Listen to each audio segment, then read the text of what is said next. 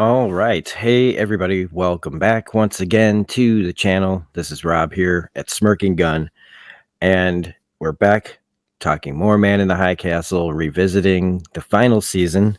This is part two of this series, and this is going to be like part one that I'm recording uh, for the first part. We're going to be talking about episodes 2 and 3 here. I want to thank my the person who got me doing this again, because it started to make me feel a little bit like my old self meets my new self. And yeah, like I suspected, I got, and I definitely, there was a little bit of fallout. It's not in the comments section, but I got it in other places when I started making this. But I'm doing it anyway. And if you're liking it, please don't forget to hit like, subscribe, all that jazz. Um, and let's just jump in because I took a full page of notes, like back and forward, or what's it? Front side, back side. Just for this episode alone, called Every Door Out. So I have a feeling this is going to be another long one, but I don't care. If you're here to listen, and I'm here to talk about it.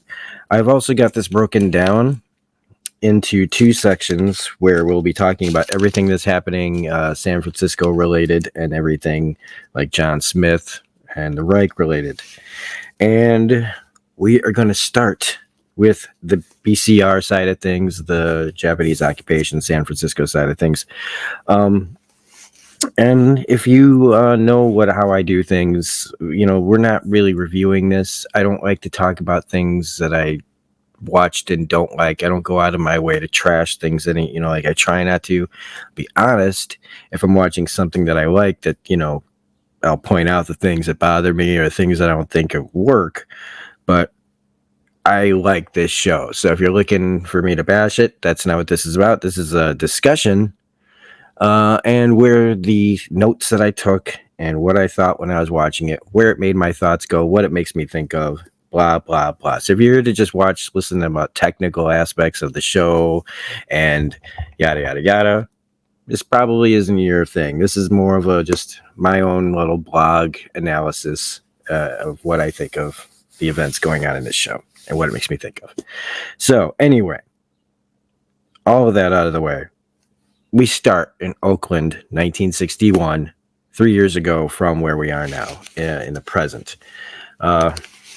So the present, at least in this story, would be 1964. Kind of crazy, actually, to think about it.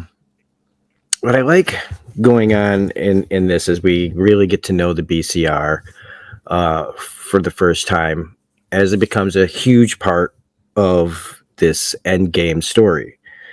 What I like is how, in the worst of times, people, they're still able to, like, if this was the Reich, I don't even know, like, with what the Reich did, and there's a big part of that, like, especially right at the end when they talk about where are all the black people,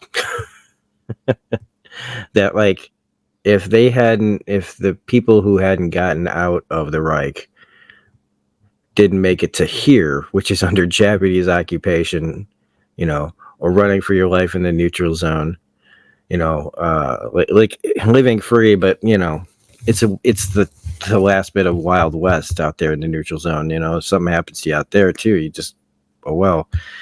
And then even worse is out in the Reich, where they'd just be exterminated. But somehow they've those that have survived and have made it in the Japanese occupation have still found a way, even under this like terrible rule, to keep their culture alive. What bits of it they have, they come together, they bring what they have as contraband. They still have community. They still play music. They haven't forgotten who they are. They haven't allowed themselves to be erased from history by the people that are putting their boot on their throat. And given the circumstances of Black history, survival is something that they know a lot about.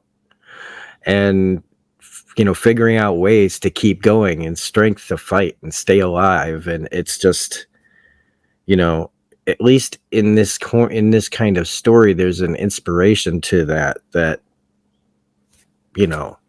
people persist even in the worst circumstances. And at least in this case, I mean, they look relaxed, they look happy. But I mean, this isn't just to keep the culture alive. This is also a meeting. And I want to bring up David Harwood, who plays the Equiano. Oh my goodness, I feel like I should be able to pronounce this name right, but it's Equiano Hampton. I guess he's like the stand-in for Fred Hampton. I looked it up. I mean, there's no real. It appears there's no real life Equiano Hampton, unless this is just supposed to be. Maybe he is Fred Hampton and he's just named differently. I don't know. Maybe I was doing research a little bit while I was watching this. Trying to find little extra tidbits, and if there's like, I don't know, if there's some other thing that they're trying to say with the first name, if there's like some kind of analysis out there, a secret meaning behind that first name, I don't know. I'm not going to dig too much into it. I'm only bringing it up just in case anybody asks in the comment section, like, why didn't you talk about that? But maybe I'm even digging too deep for most people that watch this show. But I wanted to bring him up as Fred Hampton, the Fred Hampton stand-in, the one who's supposed to come in and, give the Martin Luther King type, inspirational speech to get the rebellion going, to talk it up and get people ready to fight. And as cheesy as I kind of found it, I mean, it's what happens, There are places all over the world where people are, trying to be inspired by somebody to do something. And I guess I want to call it cheesy, but maybe it's just because, I've never been in a room with somebody that actually inspired me. I don't find a lot of inspiration in this world anymore from at least the people that are presented to us as people that,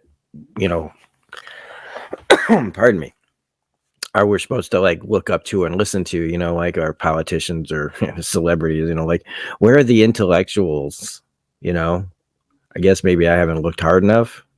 Are they out there? And if they are out there, are they just not getting promoted because, people with intellectual ideas aren't as positive as, watching the usual train crash out there on the internet?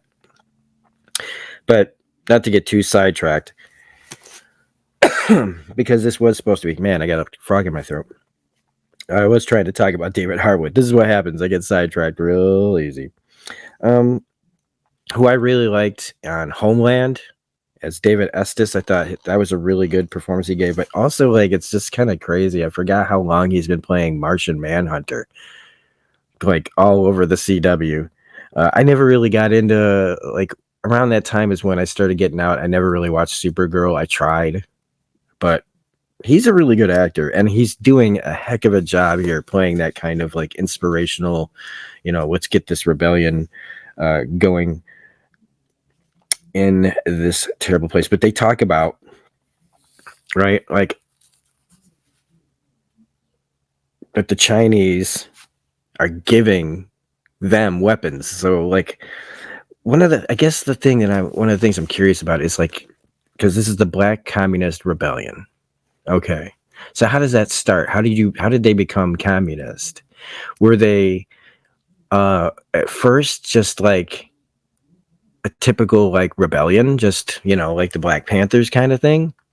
And were they approached by the Chinese, who then said, look, we'll help you, but you're going to need to become communist in order for us to give you guns to fight the Japanese?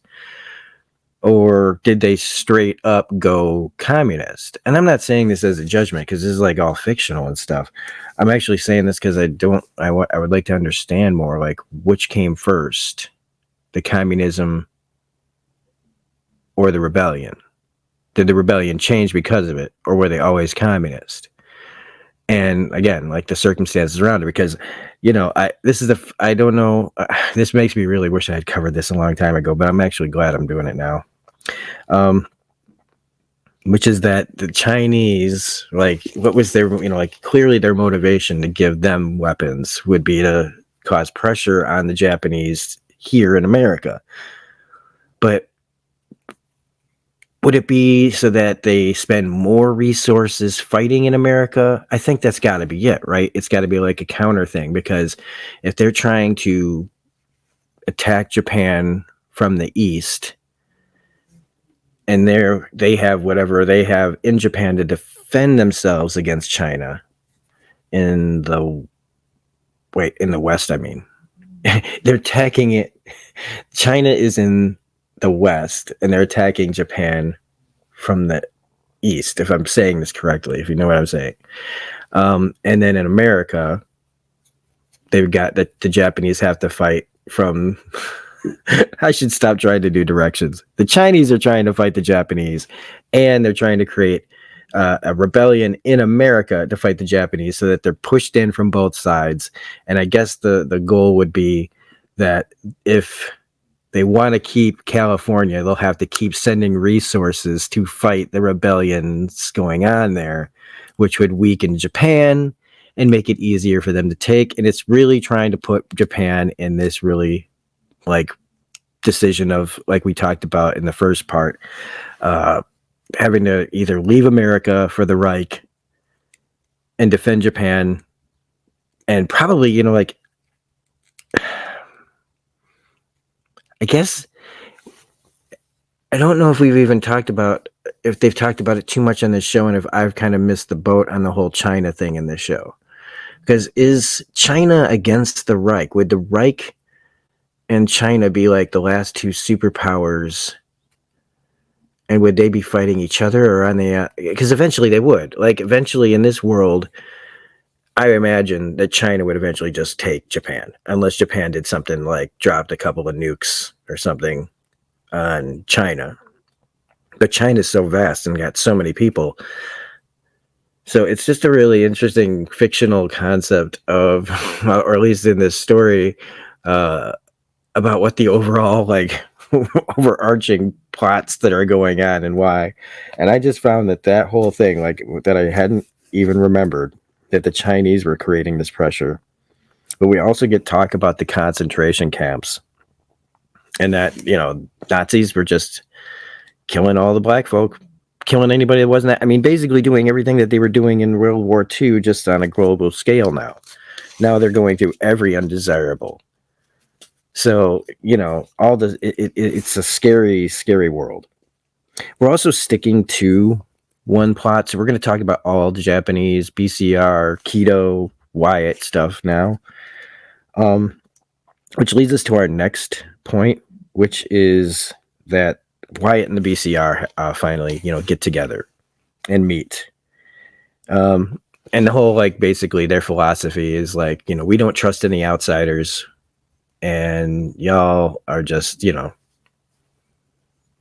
coming at it like, we're going to survive by only trusting our community. We're not going to survive by reaching out. But Wyatt, in his own way, is just like, well, if you want to win, you should be siding with me, because he sees, like, he's seen the rebellions that he's put together and been a part of just get crushed. And he's looking across the table, seeing basically a bunch of naive people who don't understand yet that a whole lot of you are probably going to die.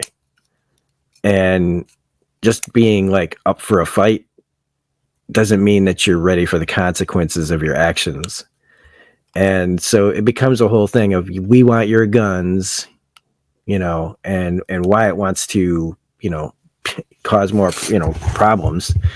They have to figure out how to work together, and that they have to get allies.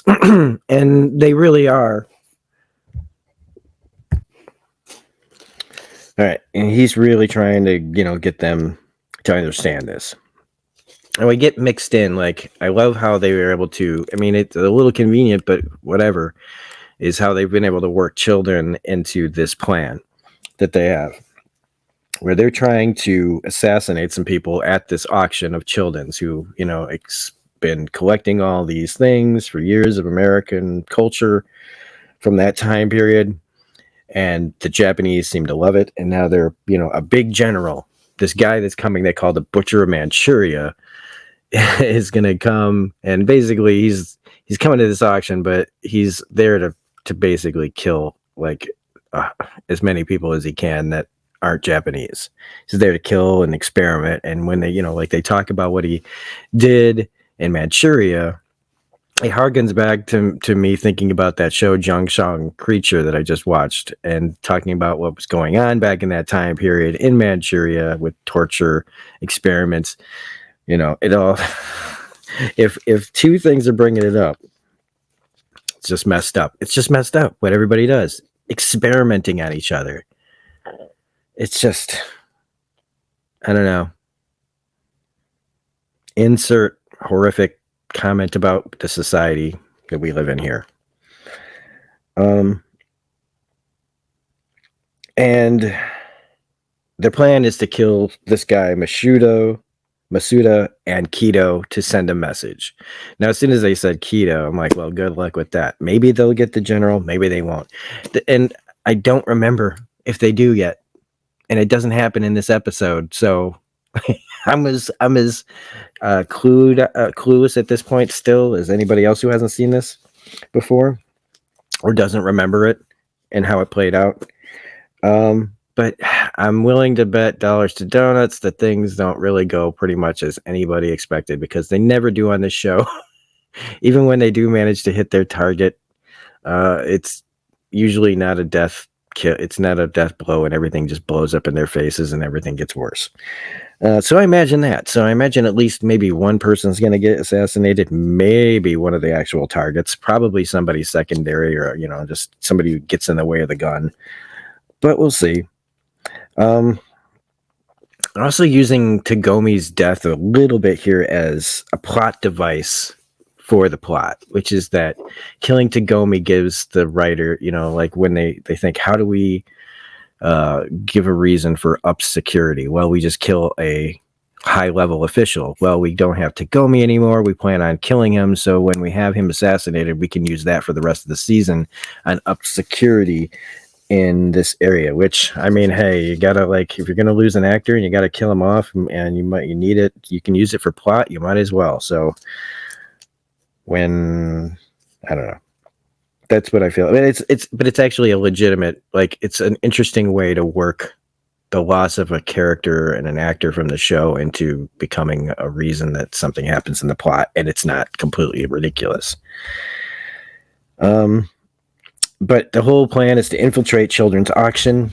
And at first I thought maybe Children would be involved, seeing as how at the end of last season, he was putting up banners with Ed. But it looks like, once again, the events of whatever happened have gone back to normal, like the end of a sitcom for Children, who's now just like, again, he's really back to doing what he does. He's got an assistant who he seems to have like a certain kind of affection with by the end of the episode. And he also he's that guy that, like, I said that, like, I can't fight, I don't know how, blah blah blah. And I thought maybe he'd be the guy that, like, eventually you'd see, like, forced into, making a stand, standing up for, I don't know, anything. But he, like, talks about, like, how by the end of this episode, his life is like, he kind of feels like a guy a little bit with Munchausen's, how he's become in love with his captor. That he talks about, and we might as well just talk about Children, because that's all he really is here for, is to be the guy with the event. But what he says at the end when he's talking about how at the beginning of the occupation he hid for like so long that he was just eating mice, and he afraid of being dead because he knew that about mass executions, and he was probably like a little, like, it's an Anne Franke kind of story of hiding out, waiting to die. And then when he didn't, and somehow started surviving, and somehow after all, like, in that space of time, he's become this person who has all these antiquities and all these things that people reminisce about and miss and are valuable to people, and he's valuable in his own way, and how he's looked at maybe is he's not one of them, but he it's a way to stay alive, which I'm sure is preferable to death. But when he gets the princess, the crown princess that comes over, and one of the things that's always weird for me, and I just is when in anything because I've never been around royalty, God forbid I ever do, where I have to pretend to give a shit about decorum or whatever, rules. There it is. I mean, I'm just already laying it flat out. It's like whenever I see people act around royalty and they're just like, ooh, a king, a queen, a princess. I'm like, they're just fucking people. Fuck off. You must do this around them. They demand this, and blah. And I'm just like, just get away from me. But anyway, like it affects him indifferently. He sees it as like, I was nothing, and now the crown princess, and it's a good story, but it is crown princess like acknowledged me and greeted me, and like you see like him just like tear up as he's, it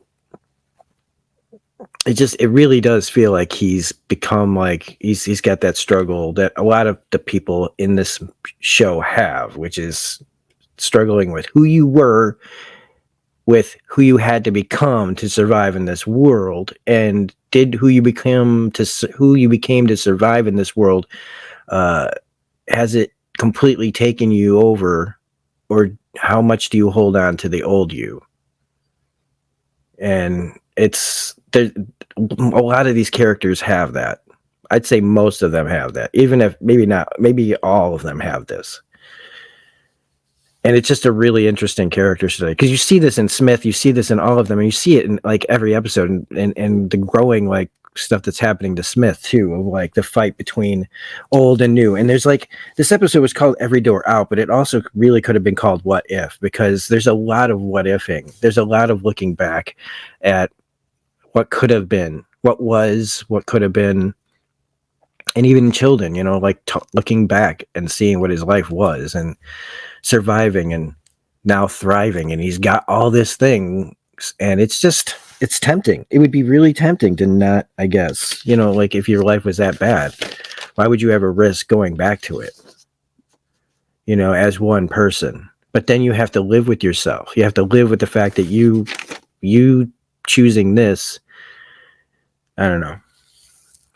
It's the, I'm gonna do whatever I have to survive. And how do you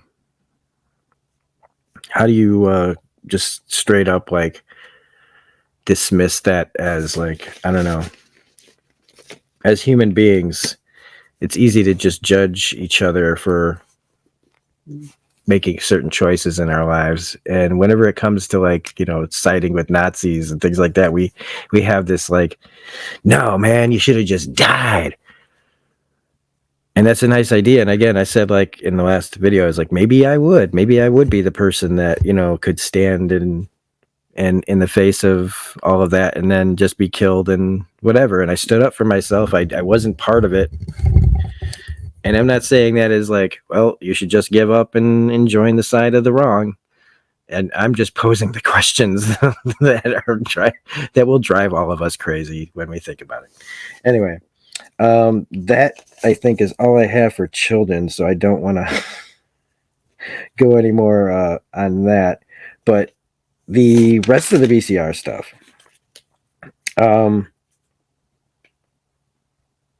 yeah, I guess I wrote that down twice, unfortunately. All right, so General Yamori shows up, and he's talking to Keto, and he just wants this like murder investigation closed, because again, the thing that they want to keep putting into the story is that Japan is under a lot of pressure, and that eyes are on them, and everyone, the Chinese are looking for any kind of weakness, the Reich is looking for any kind of weakness, and they must at all times show strength. And that's another thing you could think about, is like, once you have like this kind of power in this kind of world, and it's in every world, like everybody's always trying to keep power, but like the desperation that is in this world, I'm not looking forward to a time when it really feels like that here, where every day could be your last. And for some people around the world, that's life every day. And I fear it coming to this country. Not that it's not a little bit here already. But I also wanted to talk about, because I noticed the armbands were a thing, both in Japan and in the Reich. This labeling of us, making sure we all know who's on the same side. What level are you? Like the subtleties in the different armbands that tell you different things, just like a medal or a star or other ways to show rank and who you are in the class and everything. It's the girl forgetting her swastika armband in class. Just, but I bring that up because Toru is working with, Kito's son is, got major PTSD. When the way they show that, where he's, getting ready to go to this like interview and putting on his medals and the way he's supposed to be, and like hearing the screams and the gunfire and the baby's crying, and just starts shaking, and he does the crying and screaming doesn't stop until he closes the lid on the box that the medal came in. Like, that is some really great way to, like, evocative way of showing like this guy's like trauma, and how, these people like Kito and Smith that have built this world for a better world, a better world for everybody, a better world for their kids, or what they think. And this world is destroying their children. All this war and killing and all these ideals of just, we're better than you. And you can see it in the story of like the youth, the struggle to push back on it. How do you push back on it? The strength of the parents. There is this like, and that's an interesting thought that I just popped in my head, that when I'm discussing this, is like that control of that generation's parents over their kids. The kids of World War II vets, whatever country you're in, and this war, in this world that they're talking about in this show, like, the kids looking around and going like, we're just going along with it. We hate this. We're just pretending, someday we'll be the ones in charge. And it's how every generation is like, well, one day we'll take over.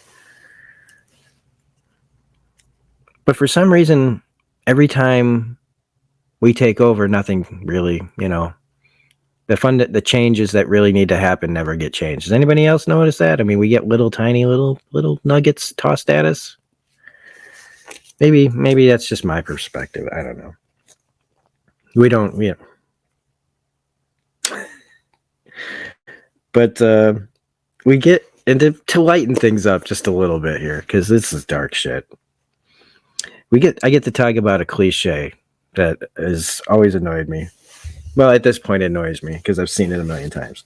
And that is the, are we about to get caught? I think we're caught look.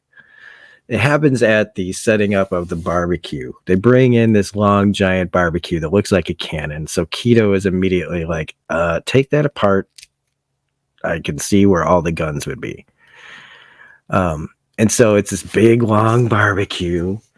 And we're all like, he tells them, we can't, they tell him it's one big piece. It's impossible to take apart.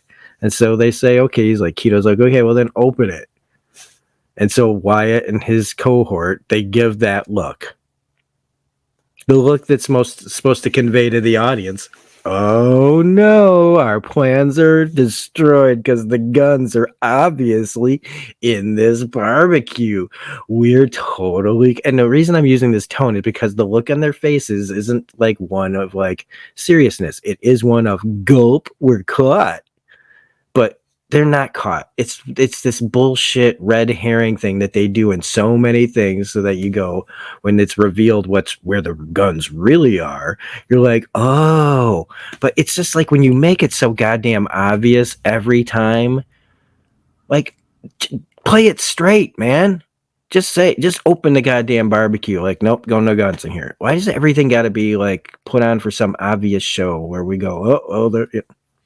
So anyway, that's the we almost are we about to get caught with cliche discussion, and it wasn't very long, but it does lead us to where the guns actually are, which is in a giant pig that they're bringing in, and the guy almost drops it, and Wyatt's there to pick it up, and because that's where the guns really are. And I do think that that's funny, and Keto's looking at it like, ugh, like half like maybe he's looking at the pig like that looks good, but also he's looking at it like, these weak Americans can't even pick up pigs, like that kind of look.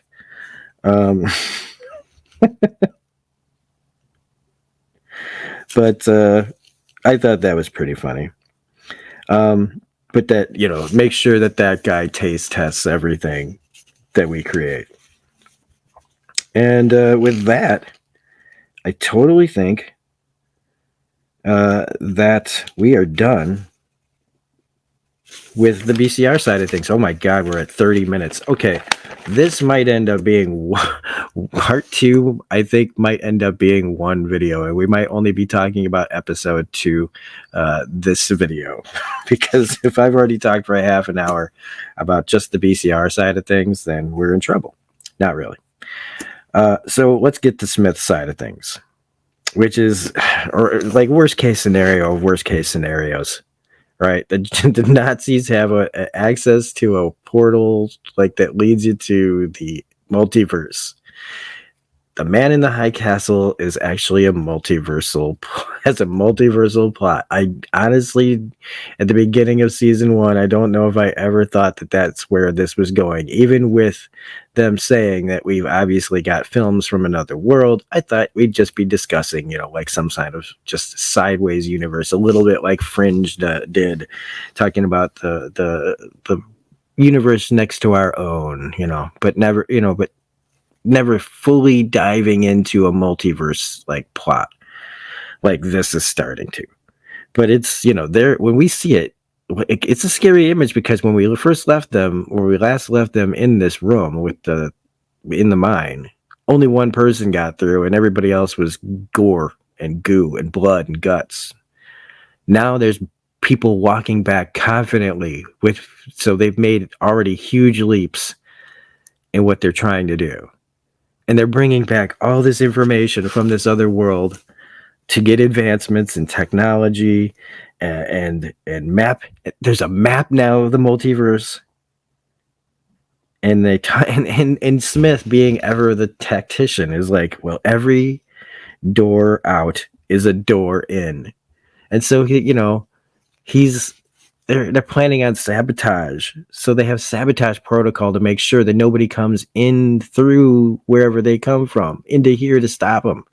I mean, whenever the writers are always able to somehow come up with ways that make fighting these people almost impossible, because these people think like tacticians, like actual people that would go, well, how do we make this work efficiently? Well, we make sure nobody can attack us. Like they leave almost no room for like any kind of way to stop them. I think it's one of those reasons why when I watch it the first time, I was just so down, because it was like everywhere I looked for a crack where the plot could, fight the Nazis, the writers would find a way to block that crack, would fill that hole, would fill that gap in my hope of like stopping these bastards. And I think that was probably part of my frustration. It's like, I'm going, well, what if you did this? Oh, they thought of that. Oh, what if you did this? Well, they thought of that too. So again, bringing up the whole part that I didn't, that I've attacked the writing on this show, and I was wrong. I said it before. I'll say it again. But also, we bring up the whole what if thing again, because he's getting all this information about what he's like over there, and he gets to see, Smith gets to hear first, from secondhand, really, from a person about that he doesn't have daughters over there. that Thomas is not sick over there. The life he would have had if not for World War II lost here. And I mean, when he finds out that he's a traveling insurance salesman, and he's kind of like, ha ha ha, to the guy, and like compared to what he is now, this Ober group, ultra super mega group in Smirkin. I'm reading my own name now and screwing up.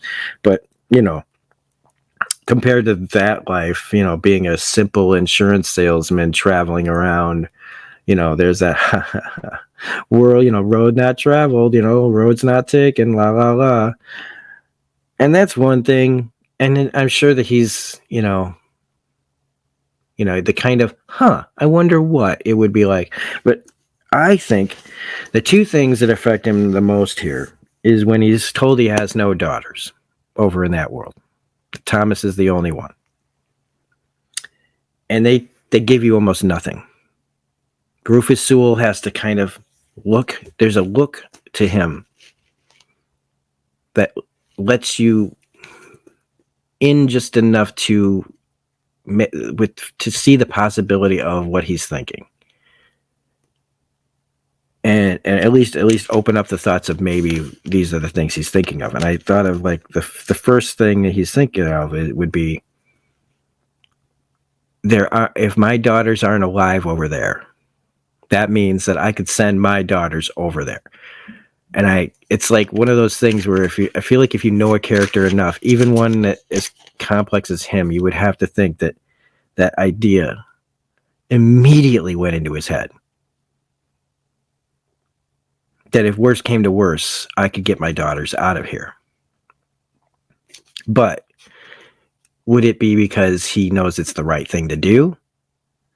Because I feel like this is where, like the words of Juliana from last season have gotten in his head, and it. All the pressure and like how he had to get it, like the fact that his wife left, took off with the kids, the fact that he had to go back and get them and force them basically to come back without her having to like let him take them, and him having to live with all that because they don't put it out there and say it. It's all carried in the actor's performance, the weight you can feel on this person, whether you like him or not, it's there. And I just think it's really amazing how they can convey things to you without putting it on the page at all. But then there's the other part. And it's like, I almost feel like if she had just died, he might be able to like get over some of his shit. But like he sees Juliana, and it's almost like you can see the shift in the concern over, like what he's been told about himself and his daughters and his life over there or whatever.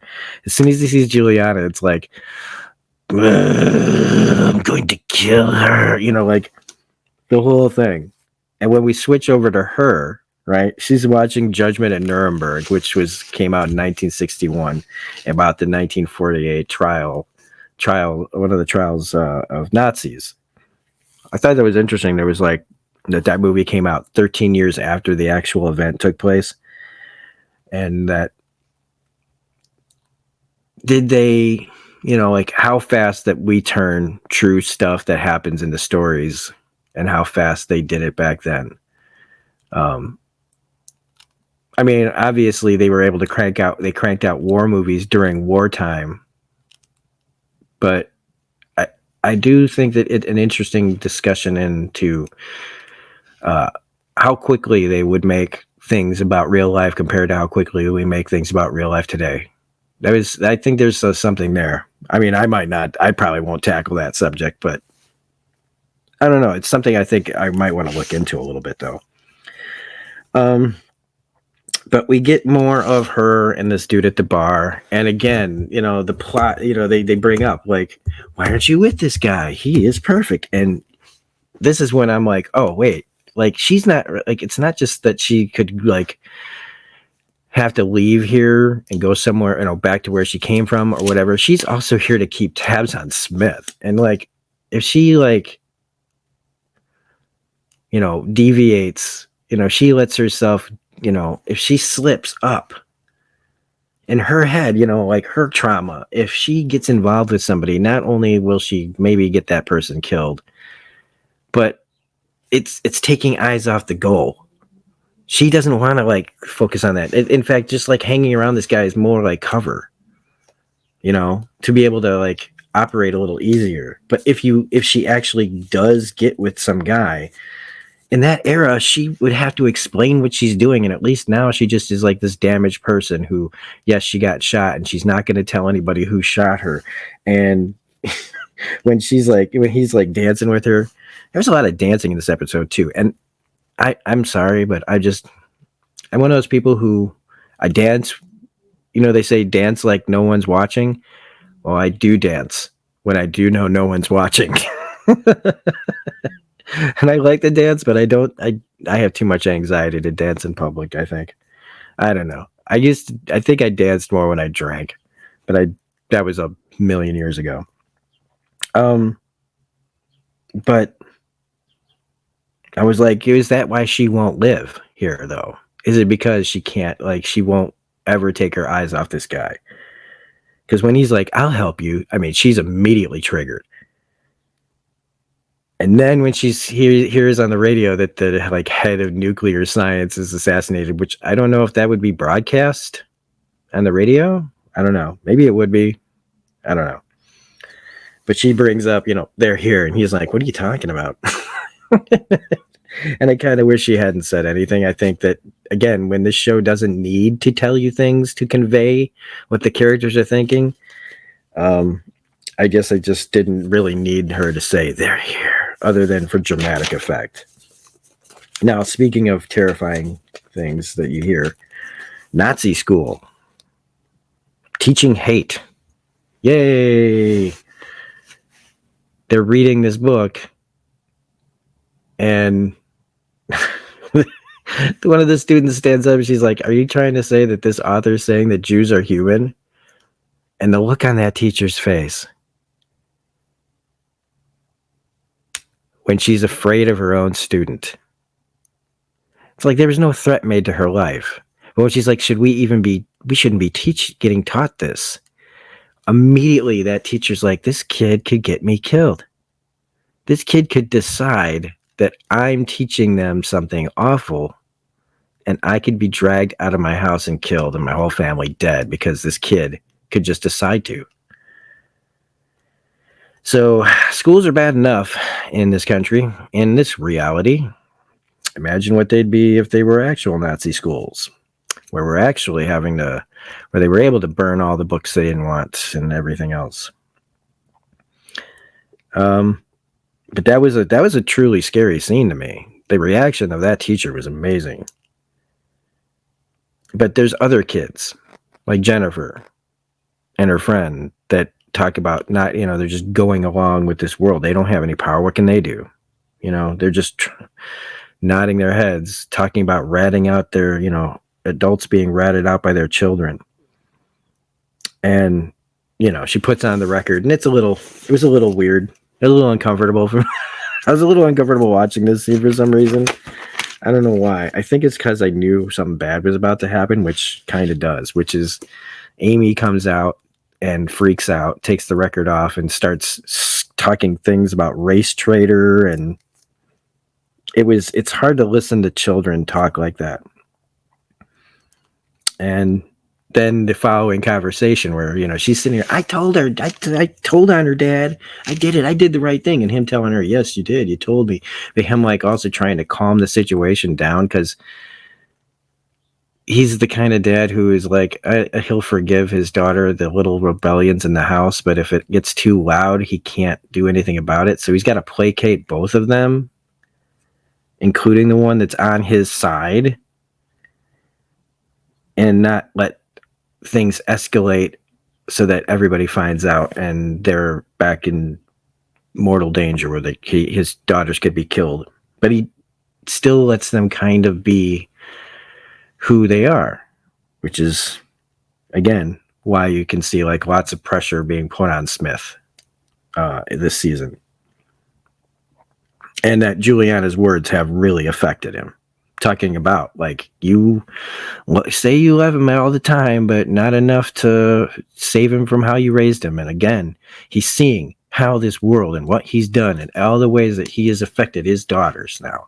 And he's seeing one daughter who can't stop crying now and is calling her mother on the phone to please leave. I can't do that. Like the anguish in her voice in the performance. Oh my God.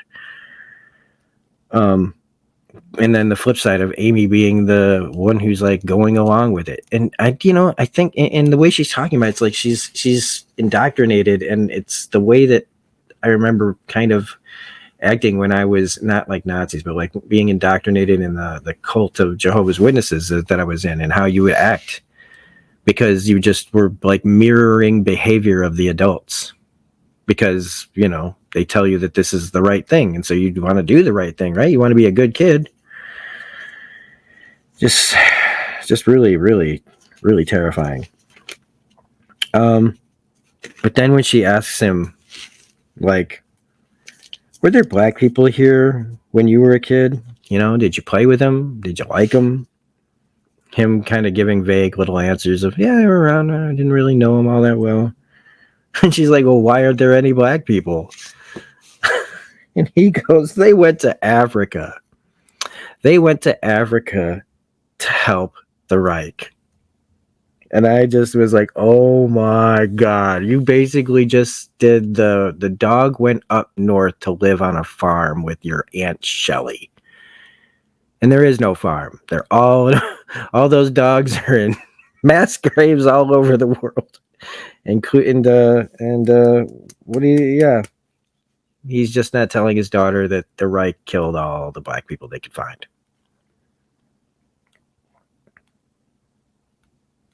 And then he goes to talk to Jennifer, and he's like, lights out.